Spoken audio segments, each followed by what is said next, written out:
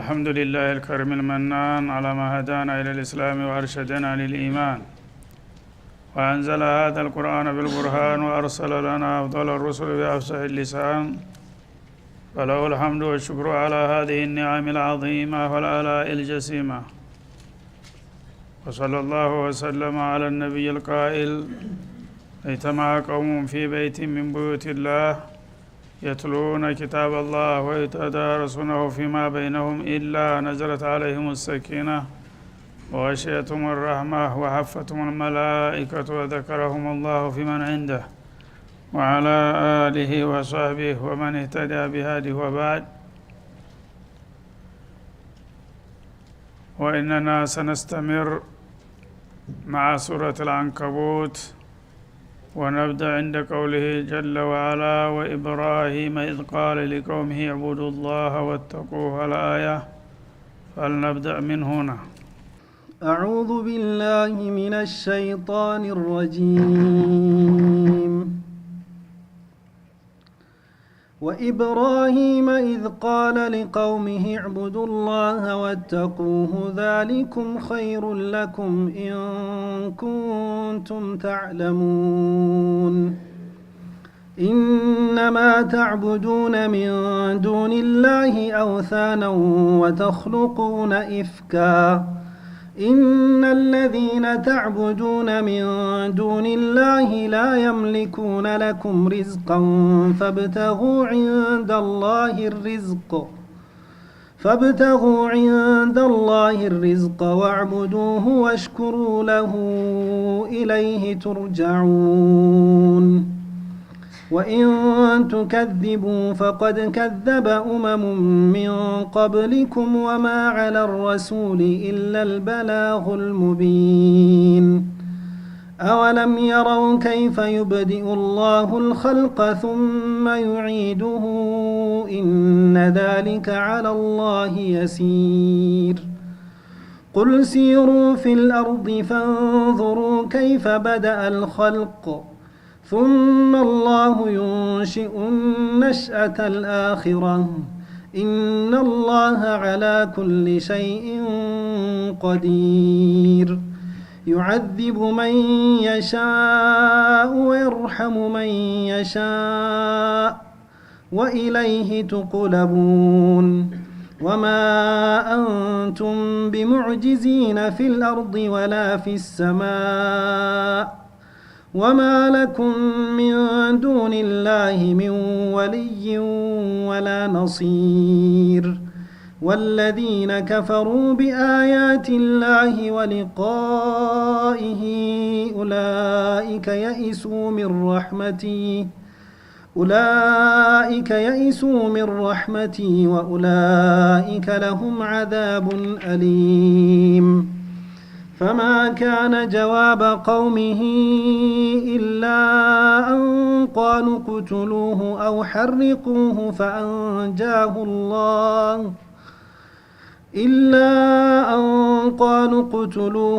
حرقوه فأنجاه الله من النار إن في ذلك لآيات لقوم يؤمنون وقال إنما اتخذتم من دون الله أوثانا مودة بينكم في الحياة الدنيا ثم يوم القيامة يكفر بعضكم ببعض ويلعن بعضكم بعضا ومأواكم النار وما لكم من ناصرين فآمن له لوط وقال إني مهاجر إلى ربي إنه هو العزيز الحكيم ووهبنا له إسحاق ويعقوب وجعلنا في ذريته النبوة والكتاب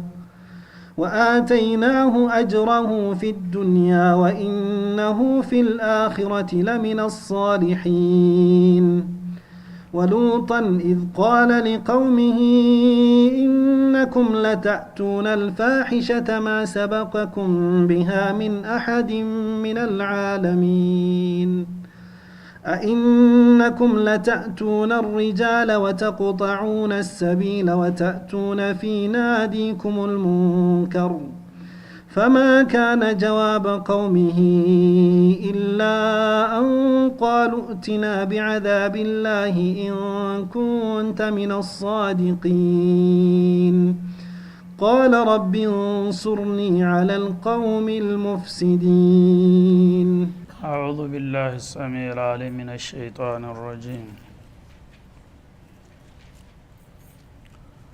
ባለፈው ስለ አንጋፋው ነብይ አለይሂ ሰላቱ ወሰላም ኑህ አንስቶ ነበርና ባጭሩም ቢሆን ነብዩላህ ኑህ አበል በሸር الثاني በመባል የሚታወቁት ሸይኹል ሙርሰሊን ይሏቸዋል ረሱል አለይሂ ሰላቱ ወሰላም የአላህ መልእክተኞች አንጋፋው አባት መሪ ይሏቸዋል። የእሳቸው ታሪክ ባለፈው ተጠቅሶ ነበረ ባጭሩም ቢሆን ማለት ነው እና ለ50 አመት የጎደለው 950 አመታት ያለ ማሰለስና ያለ መሰልቸት ሌት ተቀን ጌታቸውን ሱብሃነሁ ወተዓላ ሪሳላውን በማድረስና ለህዝቦች በመምከር ብዙ ተደከሙ በኋላ በመጨረሻ ግን አሽቂያ የሆኑ ህዝቦች ባለመቀበልና ባለመከተላቸው ለጥፋት እንደተዳረጉ ገልጦ ነበር የቆመው ማለት ነው።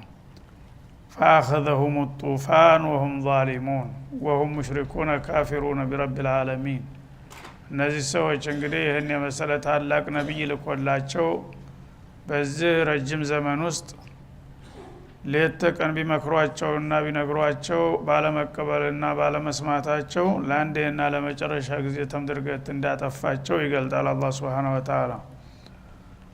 እና فأنجيناه وأصحاب السفينة ህዝቦችን በማዕበል አጥልቆ በሚያጠፋበት ጊዜ ነብዩላህ ኑህና የመርከቡ ባለቤት የነበሩትን ሰዎች አዳናቸው ይላል። ስንት ናቸው ቁጥራቸው በሚለው ኺላፍ ቢኖርም ጥቂቶች ናቸው። በጣም ጥቂት ናቸው። ከሳቸው 3 ልጆችና ባለቤቶቻቸው ጋራ እንደገና ከጎረቤት የተወሰኑ ግለሰቦች ናቸው። በጣም የተጋነነው ቁጥር የሚባለው 80 ይሆናሉ የሚባለው ነው። አለበለዚያ ከዛ በታይ ናቸው። 10 ናቸው 12 የሚል አለ። 1000 አመት ተደክሞ የተገኘ ውጤት ማለት ነው። አላህ ሂዳያ ካልሰጠ እንደዚህ ነው። ስለዚህ በመጨረሻ ረቢ ኢኒ መግሉቡን ፈንተሲር እኔ ተቸንፍ ያለሁና እንግዲህ የምታረገውን አድርግ ብለው ክስ በማቅረባቸው ጌታ ደግሞ ጀዛአ ሊመን ካነ ኩፊር ይህን ያህል ዘመናት ስለች ደከመኝ ሳይል የደከመው አገልጋይ ደሙን ሰላፍስለት አልቀረምና ለሱ ስል ማንንም አላስተርፍ ላ ተዘር አለል አርድ ሚነል ካፊሪን ደያራ ልክ በጥያቄው መሰረት በመድር ላይ ተሳቸው መርከብ ተሳፋሪዎች በስተቀር ያለ አንድም ነገር አልዳነም ማለት ነው። በዛ መልክ ተጠቃለለ የነሱ ታሪክ ማለት ነው። ወአስሐበ ሰፊና ማለት ሩካበ ሰፊና እሳቸው ጋራ መርከቡን የተሳፈሩ ሰዎች ብቻ ናቸው ለዘር የተረፉት። ልጃቸው እንኳን አራተኛው ልጃቸው ሊድን አልቻለም ማለት ነው። ያ ቡነየ እርከብ መዐና ወላ ተኩን መዐል ካፊሪን ቃለ ሰአዊ ኢላ ጀበል ያሲሙኒ ሙጅሪም እና ያንተን እንጨት አምኔ አንተ ጋር አልሳፈርም ትልቅ ተራራ አለ እዛ እጀ ተራራው ጫፍ ላይ ወጣለሁኝ አላቸው ማለት ነው። ያነ ላ አሲመል የውመ ሚን አምሪላህ በዛሬው ዕለት የአላህ ትእዛዝ ማንም ሊያድን የሚችል የለም። ስለዚህ ተራራውም ቢሆን ተትንሽ ጊዜ በኋላ ይዋጣል ቢሉት አልሰማም ፈርዶበታልና ወደዛ ሲቋጥን فحال بينهما الموج فكان من المغرقين ማዕበሉ ቀድሞ ጠልፎ ደበለቀው። እንደዛ ሆኖ እንግዲህ ሁኔታው ታለቀ በኋላ አላህ ወዳጆቹን አዳና። እነዛን ሁለት ፍሬ ሰዎች አራብቶ ነው እንደገና አሁን ዓለምን እስተምትጨናነቅ ድረስ የሞላው ማለት ነው። ግን የሰው ልጅ ይሄን የመሰለ እንግዲህ ታሪክ አይቶ ሰምቶ አላህ እንግዲህ ተተቆጣ በማንኛውም ጊዜ የዚህ አይነት እርምጃ መውሰድ ይችላል የሚለውን ነገር ዘንግቶ አሁን ደግሞ ያለበት ሁኔታ የምታዩት ነው። ከነዛ የባሱ ናቸው አሁን ያሉት በአለም ዙሪያ እና ወጀዐልናሃ አየተን ሊልዓለሚን ያችን መርከብ ለህዝብ ለዓለም ህዝቦች ተአምር አደረግናት። አላህ እንግዲህ አላ ኩሊ ሸይን ቀዲር ነው የሚለው በቃል ሲነገር ቀላል ነገር ይመስላል። በተግባር ሲገለጥ ግን በምድር ላይ ያሉ ህዝቦች ሁሉ በሙሉ ተጠራርገው ጠፍተው በአንዲት ቢዳኢ ኋላ ቀር በሆነች መርከብ እንጨትና ጣውላ ተገጣጥሞ ዲያን ያላቸው አላህ አዳናቸው። ሌሎች ግን ተራራ ላይ ቢወጡ የፈለገው ቢፈረጥጡ ሊያመልጡ አልቻሉም ማለት ነው። ይሄ ታምር ነው። አላህ የፈለገው የትም ቦታ ሊደበቅና ሊያመልጥ እንደማይችል ወሳኝ የሆነ ታሪክ ሆኖ እያለ የሰው ልጆች ግን በታሪክነቱም አልተማሩም አልተጠቀሙም ብዙዎቹና ይኸው አሁንም ወደዛው ነው ጉዞ እየተደረገ ያለው ማለት ነው። ዓለም ሰልጥናለች መጥቃለች ተመንጥቃለች ይባላል። ወደ ጥፋት ነው አሁንም እየተሮጠ ያለው እና በዚህ መልክ እንግዲህ የኑህን ታሪክ ተጠቆመን በኋላ ወደ ቀጣው ደግሞ ታላቁ ወዳጁ ያሻግረናል ማለት ነው። አሁን በቅደም ተከተል ተርቲቡን ጠብቆ አይደለም ያደ ያለው ዋና አንኳር የሆኑትን ነገሮች ነው የሚያነሳልን። በዚህ መካከል ነብዩላህ ሁድ አልፈዋል፣ ነብዩላህ ሷሊህም አልፈዋል። የነሱን ዘሎ ወደ ኢብራሂም መጣ ማለት ነው። ምክንያቱም ቁርአን የሚፈልጋቸውን መልእክቶች ለመጠቀም ቁልፍ የሆኑትን ታሪኮች አንዳንድ ጊዜ እክትሳር ያደርጋቸዋል ማለት ነው። አንዳንድ ጊዜ ደግሞ ከሞላ ጎደል ቅደም ተከተሉን ጠብቆ የሚቀስስበትም ጊዜ ይመጣል እና አሁን ወኢብራሂም ይላል። ከዚህ ቀጥሎ ወአርሰልና ኢብራሂም ኸሊል አርረህማን፣ ከዛ በኋላ ደግሞ ታላቁን ወዳጃችንን ኢብራሂምን ላክን ወደ ምድር ላይ ይላል። ኢብራሂም እንግዲህ ኸሊሉ አርረህማን በመባል ይታወቃሉ። ወተኸዘላሁ ኢብራሂም የሚል ማዕረግ ስም ሰጥቷቸዋልና መጀመሪያ አልበቀራ ላይ እንዳታለው ኢዝ ቃለ ለሁ ረቡሁ አስሊም ይላቸዋል። ኢብራሂም ለእኔ ታዛዥ ትሆናለህ ወይ ብሎ ጠየቃቸው። ያኔ ምንድነው የምታዘኝ የምችለው ነገር ከሆነ ወይስ ብለው ሳያቅማሙ ቃለ አስለምቱ ሊረቢል ዓለሚን አሉ። በቀጥታ የዓለማት ጌታ ተኔ የሚፈልገውን ነገር ሁሉ ለማድረግ ራሴን ሰጥቻለሁኝ እና አንተ ያዘዝከኝን ማላደርግበት ምን ምክንያት አለ የሚሉ ቅን ነበሩ ማለት ነው። እንግዲህ አንድ ሰው ያላወቀውን ነገር የማዝህን ነገር እሺ ትላለህ ወይ ሲልህ የሚያዝህ ነገር ልትችለው ላትችለው ሊከብሪ ሊቀልህ ይችላል። የምችለው ከሆነ ነው የሚለው ጥንቁቅ ሰው።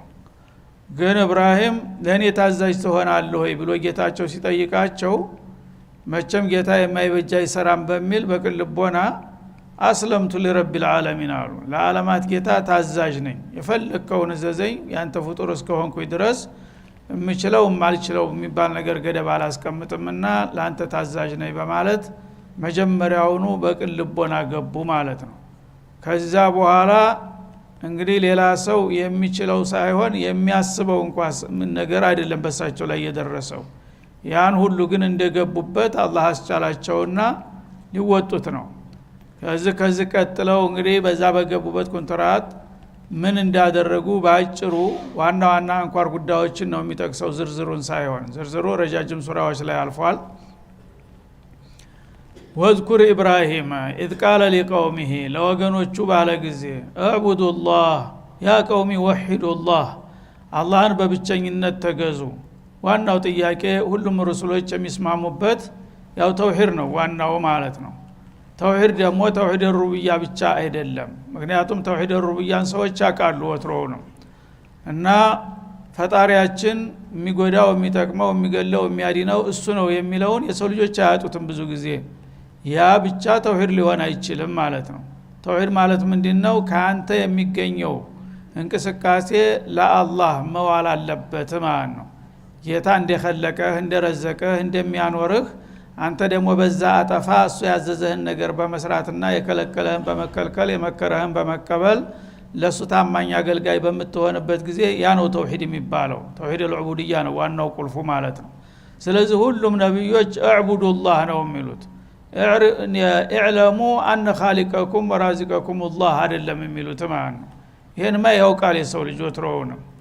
እና من خلق السماوات والارض ومن يرزقكم من السماء والارض በሚሉ ጊዜ يقولون الله اله እና ብዙ ሰዎች እዚህ ላይ ነው የሚሳሳቱት ማለት ነው።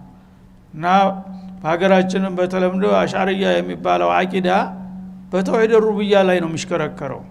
ተውሂድ ኡሉሂያን ምንም ግምት አይሰጡትም ማለት ነው። እና አላህ ኻሊቁና ወራዚቁና ወሙደብሩና ምናምን ይላል። እሺ ከዛ አንተስ ምን መልስ ሰጠህ? ይሄን ሁሉ ላደረግልህ ጌታ ምን ታደርጋለህ ሲባል እገዛዋለሁ ይላል። ይሄን ብቻ በቂ አይደለም። ስትገዛው ለእርሱ ብቻ መሆን አለብህ። ኢያከ ነዕቡዱ ወኢያከ ነስተዒን።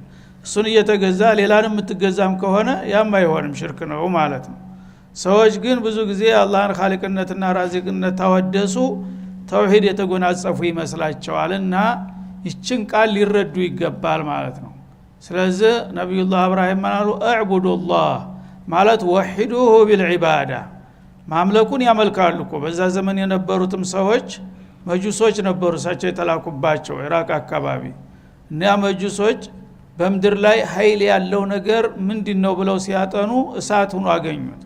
እሳት እንግዲህ ብረትን ጭምር ያቀልጣልና እሱ ነው ትልቅ ኃይል የጌታ ሚስጥር ያለበት አሉና እሳትን እንደ ጣዖት አድርገው ሰየሙ። ከዛ እሳት ደግሞ የውመል ቂያማ ሲሆን ጥፋተኞች የሚቀጡት በእሳት ነው የሚለውን ወሬ ስለሰሙ እሳትን ከዛሬ ጀምረን ማገልገልና ከሱ ጋራ አላቃ ማሳመር አለብን አሉ። እሳትን በማክበር ሊዲኑ ማለት ነው። እና ይሄ እንግዲህ የሰዎች ፍልስፍና እንደዚህ ነው። በአንድ በኩል ሲይዙት በሌላ በኩል ይበላሻል ማለት ነው። እነሱም ጌታ መገዛታቸው ነው። እሳትም እንዳትጣላቸው የኔ ወዳጆች ናቸው ሲያገለግሉ ኑረዋል፣ እንዴት አቃጥላቸዋለሁ ብላ ጌታ ጋር እንድትሸፍዕላቸው ብለው ነው። ጌታም በመሰረቱ አንዴ አልካዱም፣ ያቃሉ። እሳት የፈጠረ ሰማይ ምድርን የፈጠረ እሱ ነው ይሉ ነበረ።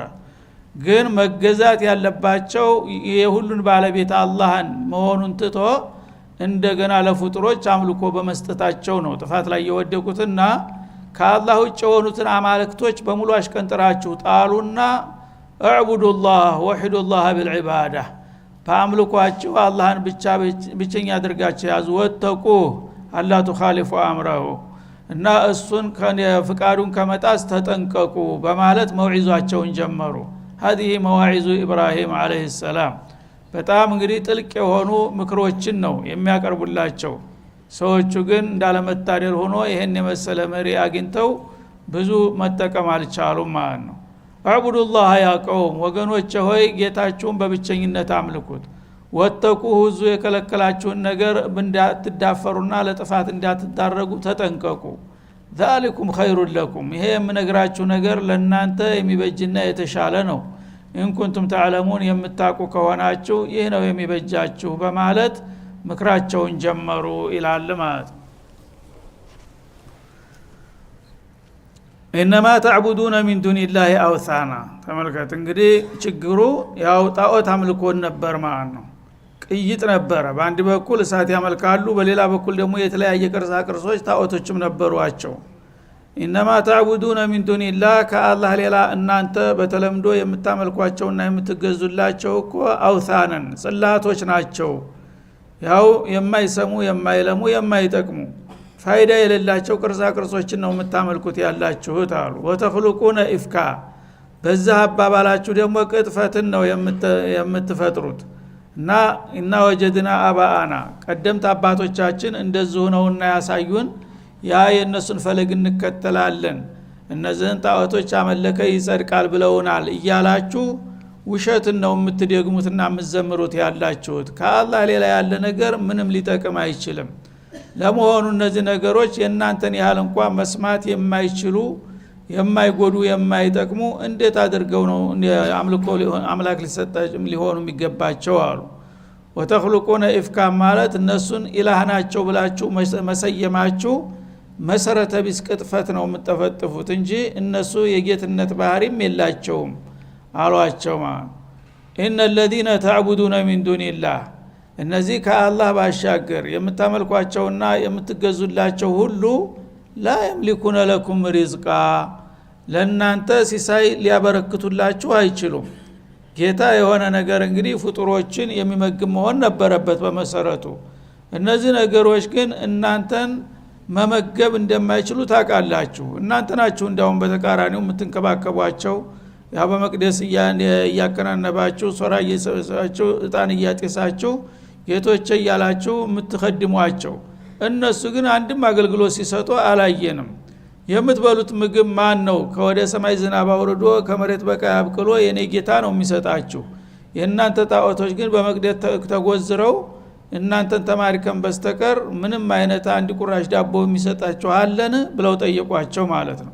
ፈብተጉ እንደላህ الرزق ስለዚህ አላህ ጋር ታረቁና ከአላህ በኩል ርዝቃችሁ እንዲቀጥልላችሁ ፈልጉ።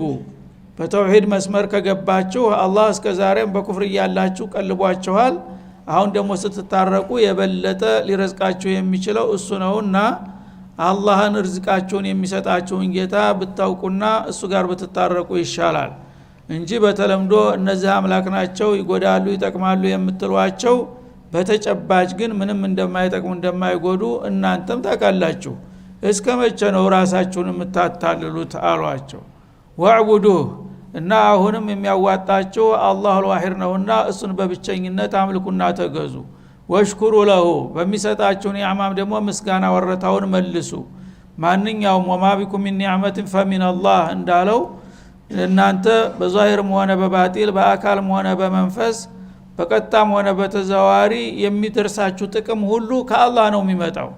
ስለዚህ መስደረ ኒዕማ የጸጋው ሁሉ ምንጭ እሱ ስለሆነ ማንኛውም የምታገኙትን የዱንያ የዲን ጥቅም ከጌታ የተቸራችሁ መሆናችሁ አውቃችሁ ለሱ ምስጋና መመለስ አለባችሁ። ያ ሲሆን ነው ትክክለኛው መንገድ የምታገኙት። ኢለይሂ ቱርጃዑን በመጨረሻም ደግሞ የሰራችሁን ሰርታችሁ የኖራችሁን ኑራችሁ የምትመለሱት ወደሱ ነው። ከሞት በኋላ ተነስታችሁ የምትጠየቁት ረበል ዓለሚን ፊት እንጂ ጣዖት ፊት አይደለም በማለት በጣም ጥልቅ የሆነ ምክር ሰጧቸው ማለት ነው። ይህን ሁሉ እንግዲህ እንደዚህ እያስረዷቸው እውነት ይራሩና ወደ ሐቁ ይመለሱ ይሆን ወይስ የሚለው ጥያቄ ወደፊት በሂደት እናየዋለን ማለት ነው። እንደዚህ ነበሩ የአላህ ረሱሎች። በተለይም ታላቁ አቡል አንቢያ ተውሂድን እንግዲህ በጣም አስምረው በሚገባ ቋንቋ ነበረ ያስቀመጡላቸው ማለት ነው። ወኢን ቱከዚቡ አሉ።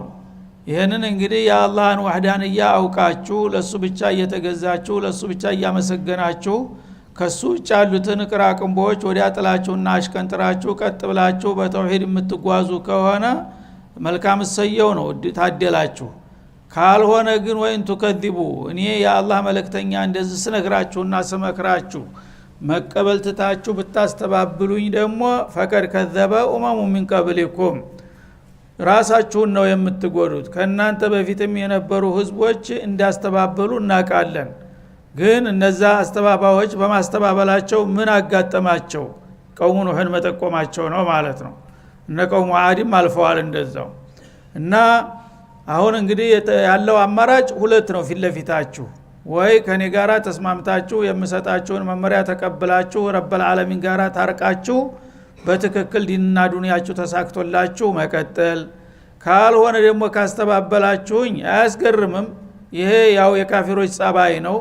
ተናንተ በፊትም ብዙ ህዝቦች ሌሎችን ታላላቅ ነብያቶች አስተባብለዋልና ያን የጥፋት ታሪክ ልትደግሙ ነው አማራጩ ማለት ነው። የትኛው ነው የሚሻለው ታዲያ ይሏቸዋል ማለት ነው።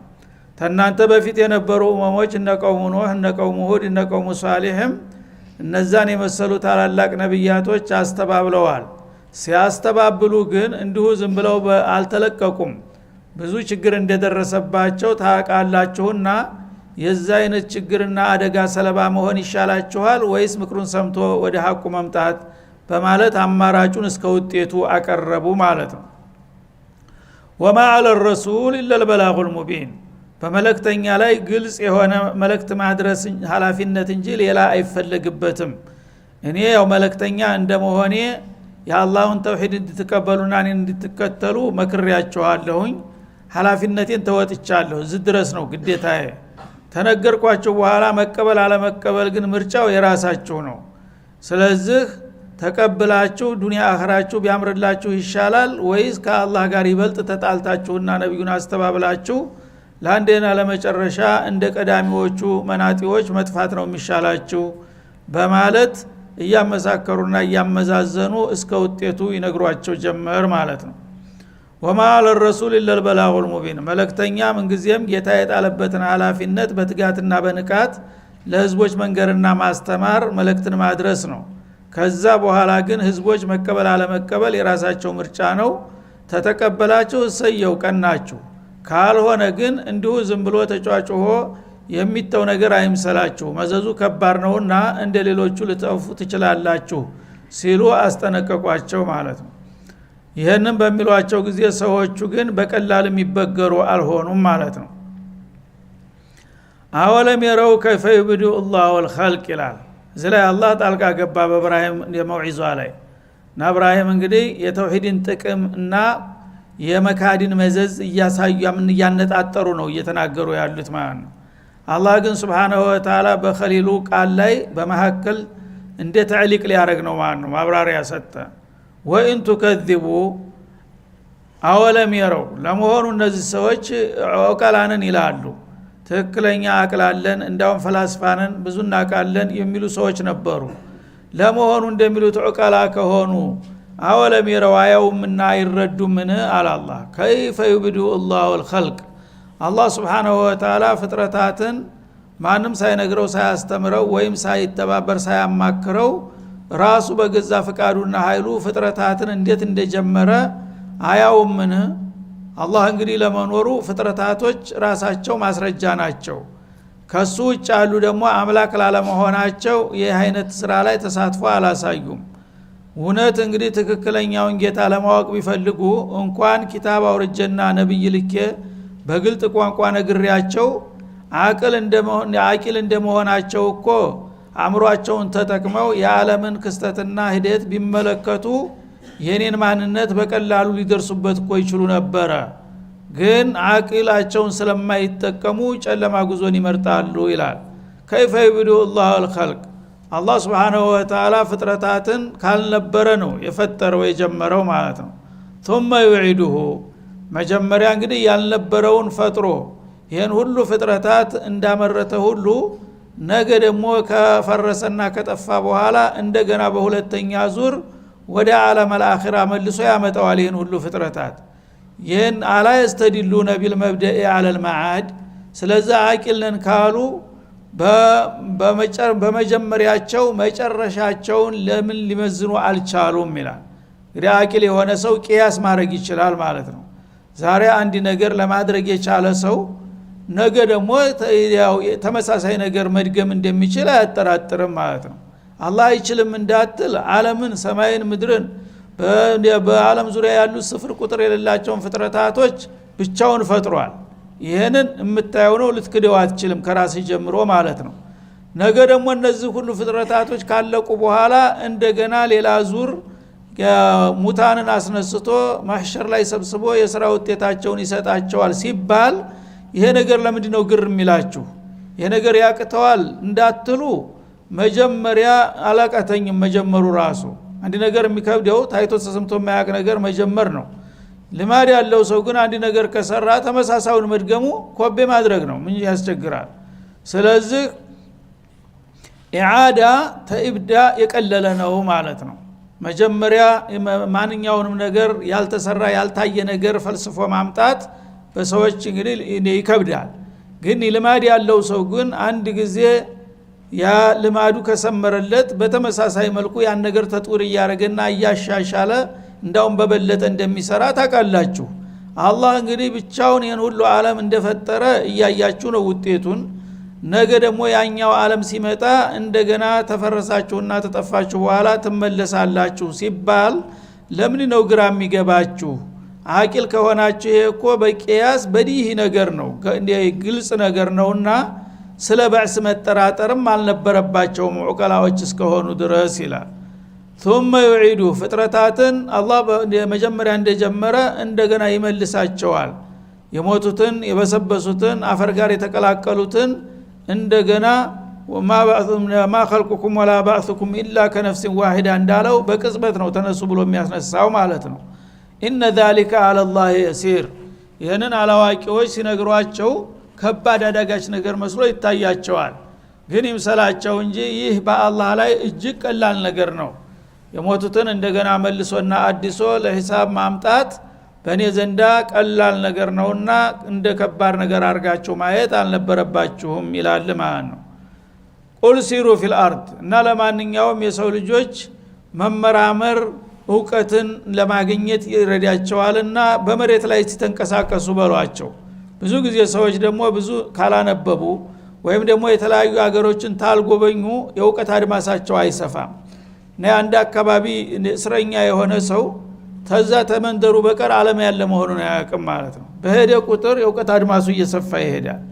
ተሱ የተሻለ የተለያዩ እውቀት ያላቸው ሰዎች የተለያየ ኃይል ያውቃል። ባወቀ ቁጥር የዛ ሁሉ አለቃ ማን ነው የሚለው ጀርባውን ያጠናና ጌታ ነው የሁሉም ባለቤት ወደሚለው ይመጣል።